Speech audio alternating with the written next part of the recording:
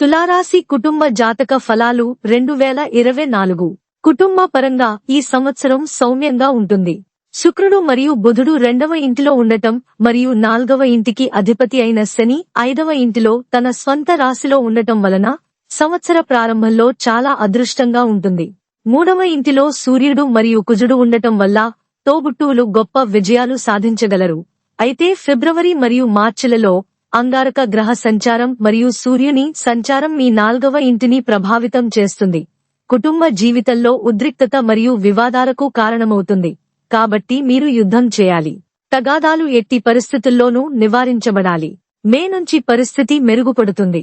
మీరు మీ కుటుంబ సభ్యుల సహకారంతో మీ ముఖ్యమైన పనులను పూర్తి చేయగలుగుతారు.